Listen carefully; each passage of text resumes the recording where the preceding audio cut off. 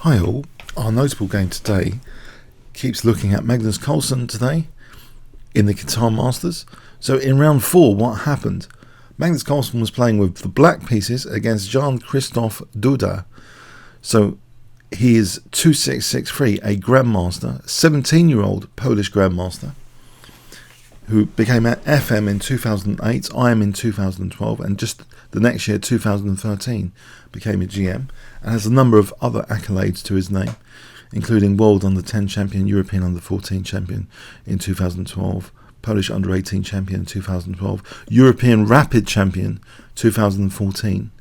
So he's on his peak rating at the moment, 2663, which puts him in the world top 100. So is Magnus going to have a difficult game?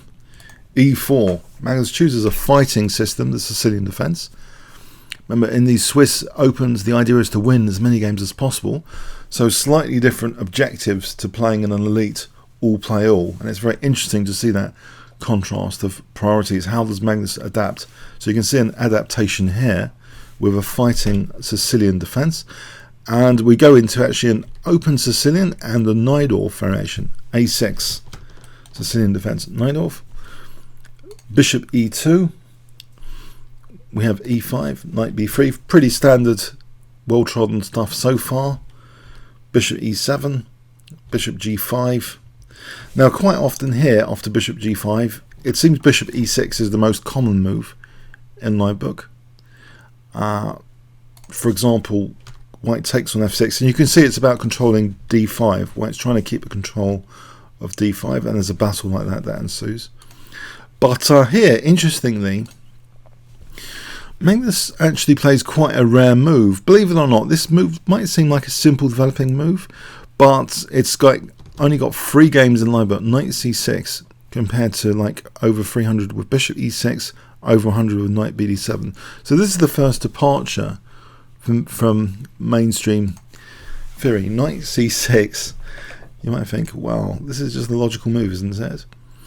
Okay, and it has been seen before. A4 is the usual response here. Try and clamp down maybe on the b6 square later. We see actually though queen d3, and now we go into really unique territory already. Queen d3 does seem to be asking for a tempo game with knight b4, which not only hits the queen but helps for a moment to keep an eye on d5. And Magnus plays this. So we have a very, very unusual position. This is not seen in my book already. This is an unusual position. What is going on here? Is it in black's favour to have this? Isn't it a loose piece on b4? It's not all upsides, is it? Is black really fighting for d5 now like this? Isn't this knight going to be kicked? Well, it's black's turn though. As Bronstein emphasises, when you've got the turn, you've got something going for you, and it's black's turn. He plays h6, and he's asking white, really, what is he going to do with this bishop? Interesting. White, in the spirit of d5 control, takes on f6, giving up the bishop pair, but trying to get, a firmer grip on d5. And here you might actually expect something like a3, but already, a3 runs into bishop g5, potentially. This is a little bit awkward. So, in fact, here, we see a different move forcing the issue. I mean, what if we played a3, and it looks almost like a complete tactical disaster to try and kick this knight. Okay, maybe queen d1, and then the knight can go back. Maybe this is playable, but it looks strange, for white to have to play a little bit passively like that. So we see this move knight d5 instead, which from an engine point of view, actually a3 is actually the top move inviting this, by the way. So knight d5 is seen as black more than equalizing here, technically. Black takes on d5, and he's kind of justified the knight excursion with tempo. The d5 square control doesn't seem so glamorous in this position. After queen takes d5, it seems as though white's paid quite a price for his d5 grip so far. Black has the bishop pair. This knight's not so brilliant. White's pieces are a little bit passive. We see queen c7. So looking at c2, and bishop e6 to follow. It looks very pleasant. White castle's queenside. Okay, d6 is attacked with that battery. Magnus steps back to protect d6 here, but he seems to have a very pleasant looking Sicilian defense position here. Even though White occupies d5, it's not the greatest outpost in the world to have your queen sitting on d5, subject to tempo gain. Nxb4 talked about peace outposts and argued, it's nice to have knight outposts in particular. They're not too expensive. But here, after king b1, yes, we can kick this outpost, queen, back. And black just castles. So black has the bishop pair, and it seems queenside prospects. And also the knight here is not sitting that comfortably. It seems as though black might even consider a pawn storm later with a4 gaining a tempo, but maybe b5 first, and then just trying to drive the pawns forward, supported potentially by the bishops. We see f4 from white. Now the problem with f4 is potentially that this diagonal could be useful for this dark square bishop. On the other hand, f4 promises some future for the knight to come to d4, and that's the game continuation. E takes f4, knight d4.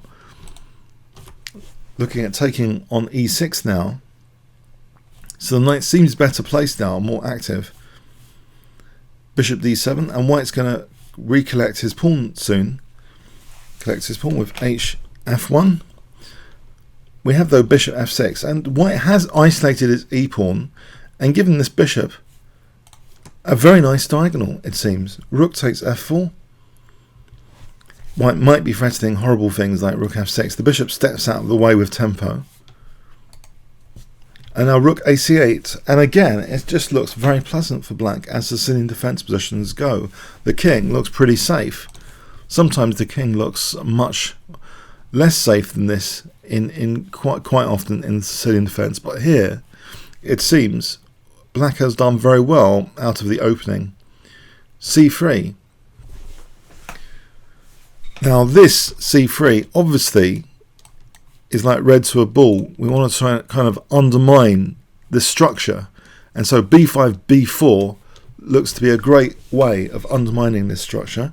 And we do see b5, charge, knight f3, threatening knight takes e5 to win a piece. Bishop e6, not minding giving up the dark square bishop here. Now perhaps white should do this, but it's not pleasant to take on e5. It wouldn't be pleasant to do this, but this might be one of the more objective things to do in the cold light of day, except one is slightly worse. And take this bishop on e5. It could be a dangerous piece later. As an example, knight takes e5. Knight d4 was played, but let's say knight takes e5. Queen d6. Black has queen a5, for example. And after bishop b3, black is slightly better, but it's not the end of the world, but black is slightly better.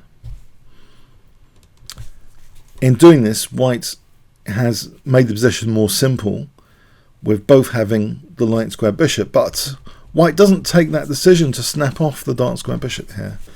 White plays knight d4 instead, keeping this imbalance of material going. We see bishop c4, which does neglect the f5 square, it seems. So queen f3, and it looks as though maybe white's looking forward to some use of f5.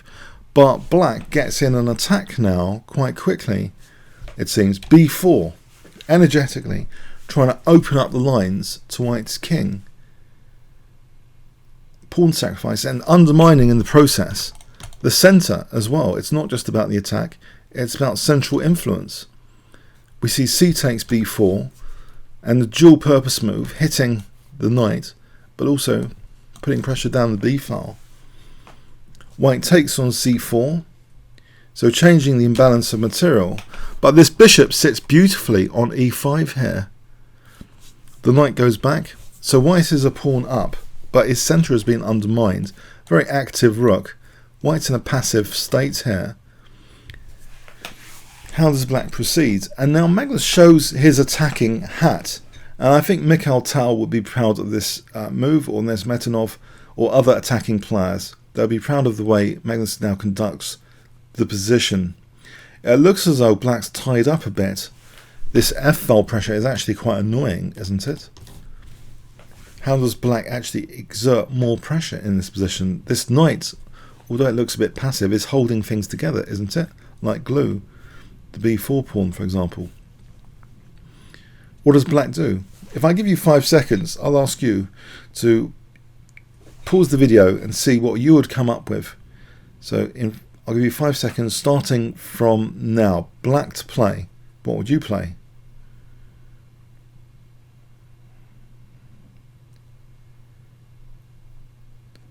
Okay, sometimes you have to give something up to get something in chess. A positional pawn sacrifice is played. Rook fc8. Yes, giving up f7. It's not taken here immediately. Although it's putting, more pressure, the rooks like to be doubled, putting more pressure on c2, of course. White defends that. It doesn't take on f7. He could have taken on f7. It will go to a similar position we're about to get now, because Magnus, for a second time, now he puts more pressure, not just on c2, but dual purpose, influencing the centre as well. So c2 and e4. Now here, White does take time to take on f7 and bring the queen back. Of course, he's neglected e4 here. This is there for the taking. So although Magnus is technically 2 pawns down, he's got 4 pawns, opponent's got 6. The thing is, he can pick off e4, and also note these are double pawns. But the trump card of the position is the bishop on e5. This is a wonderful attacking looking bishop. So a5, forget about taking this pawn. So everything's accelerated for trying to maximize the trump card of the position. The bishop on e5. Try and get some pressure on b2. That's a concrete implication of this bishop. Now, interesting position. This is very, very dangerous for White to try and go 3 pawns up here. If b takes e5, b takes a5, pardon me, then here, maybe black doesn't even want to take on e4. This is a very, very tense situation if this happened. In the game, White played a3, by the way. But let's imagine White is ultra materialistic and wants to be 3 pawns up. It seems here, and let's just 100% check this. It seems if you let engines run here, they're first tempted by taking on e4,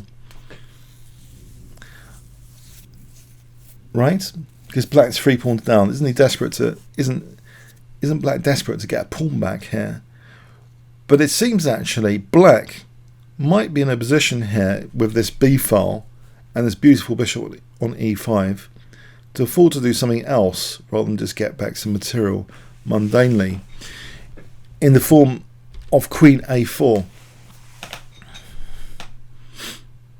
This position is initially assessed as even just equal, even though black is 3 pawns up, 3 pawns down. It's just very, very tricky. It's a very, very tricky position. There's a lot of pressure here. For example, b3, queen takes a5 is possible, and it will be a crushing attack if potentially if taking on c4. White has to tread very carefully anyway to survive. So yeah, it's tricky. White tried to play safely here. He's a little bit of material up, so he plays a3.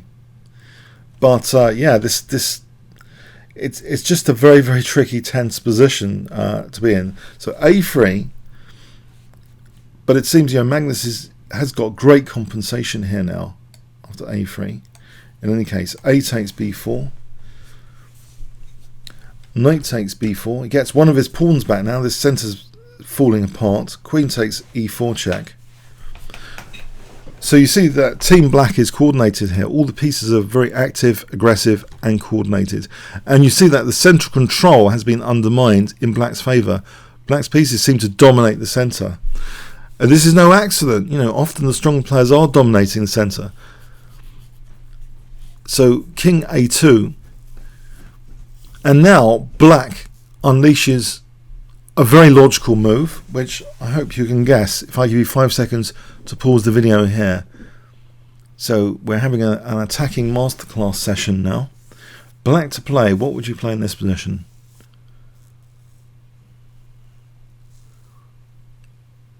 Yep, we've got a king hunt. Rook takes b4.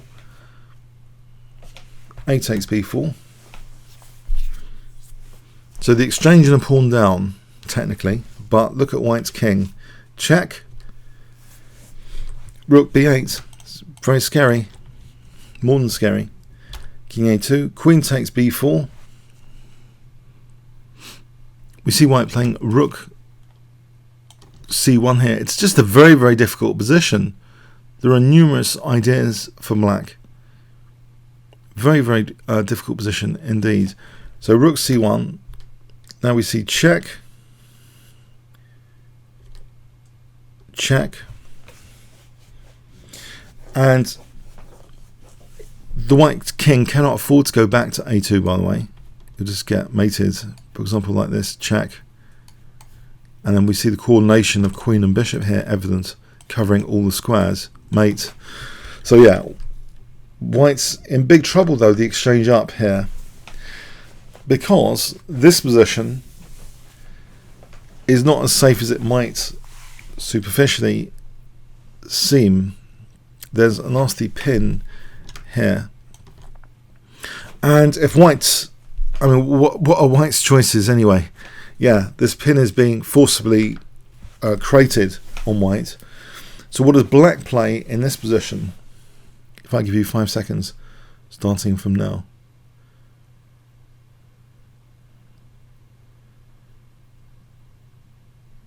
Okay, bishop takes b2, yeah. With this pin, this is an immobilized piece. The power of the pin piece is imaginary. Is a famous quotation in chess. I think it might be by Nimzovich. So it's not really guarding b2. Nothing's guarded b2 there. And this nasty discovered check mechanism is present now. And the perpetrator cannot be attacked, actually, by the way. Defensive capabilities of White. But yeah, the check here. This is actually mate, by the way, not just winning the queen, it's checkmate. Okay, so what does White do here? If queen e2, he played actually queen f3. If queen e2, then we've got this very nasty discovered check. If we have this position, queen a4 now, threatens a mate in one. Check. And the point is to get back here with this battery. And Black's controlling b2 and is crashing into b1 now. So Black is actually making attacking progress, even on both sides of the board here. Now look at this. This just gets really embarrassing, where White could just literally just fall to bits through the pressure on both sides of the board on his king. But yeah, he chose, instead of queen e2, he chose queen f3. But now check is really crushing here.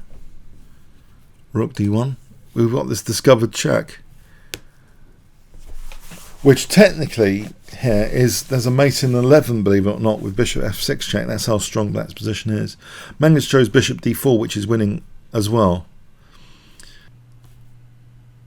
Magnus's opponent resigned here after bishop d4 check, so he didn't play his 43rd move.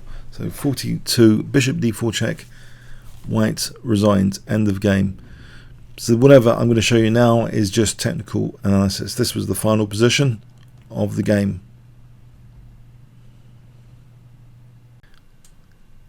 bishop d4 check.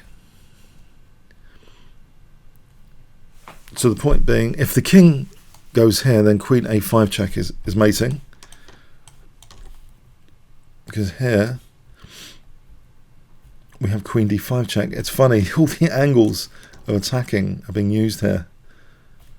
Yeah, white's just been mated here. So yeah, it's just there's no king safety. The king safety is just gone in the position.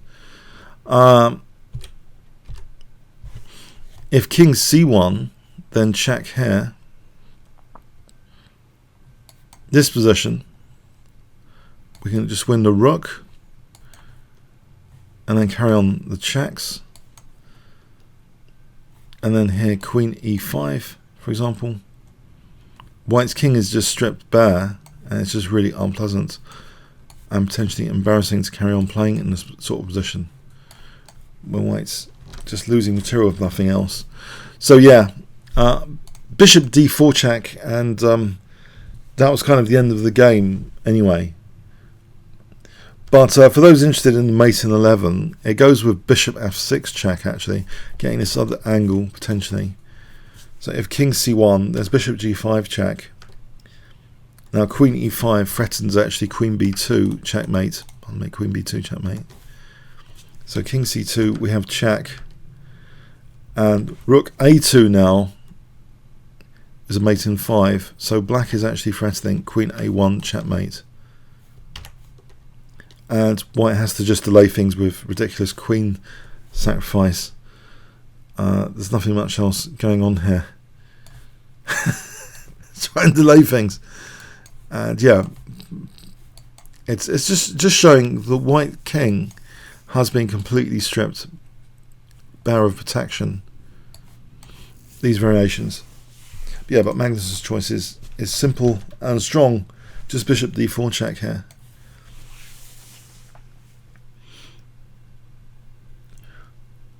Just show you that again on king c1, just to review this again, check. This is just winning a rook, this line. Yeah, it's unfortunate, but look at all the squares are kind of being covered for the king's exits. That's a feature here. And very, very nasty pins around the place, just getting material. Yeah, this sort of thing is just absolute murderer. And if here, then that's actually a mate in 4 as well, by the way.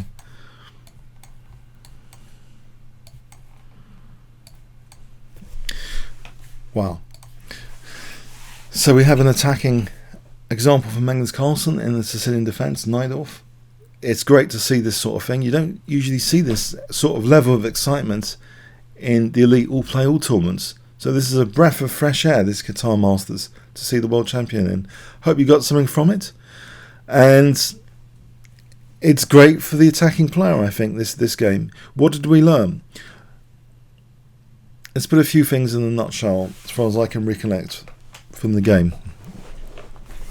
It seems black played an innovative move which may have caused white some confusion. This knight c6 is a rare bird move. Usually white plays for a4, a5 with a bind on b6 after that. But white seemed to go into an odd queen d3 knight b4 line where the knight b4 tempo gains seemed a little bit useful. White ended up giving up the dark square bishop, which immediately was threatening activation. And with the dark square bishop, it seems as though f4 played into black's hands a bit. It gave black a great looking diagonal for the bishop. Magnus was able to coordinate his rooks by the use of a pawn sacrifice, positional pawn sacrifice on f7, getting double pressure on the c file, as well as pressure on e4 emerging stronger, trebling the pressure on the c file and also doubling on e4. Then, even 2 pawns down, he carries on offering a third pawn that wasn't taken, but he gets 1 pawn back, and then this exchange sack to take away the defensive knight, and more lines were being opened to white's king and diagonals. So even though the exchange and a pawn down, the attack was raging by this stage. Red hot attack. Lots of open lines, lots of pins emerging, and even a forced mating sequence was an outcome. So a great attacking game example. Okay, comments or questions on YouTube. Thanks very much.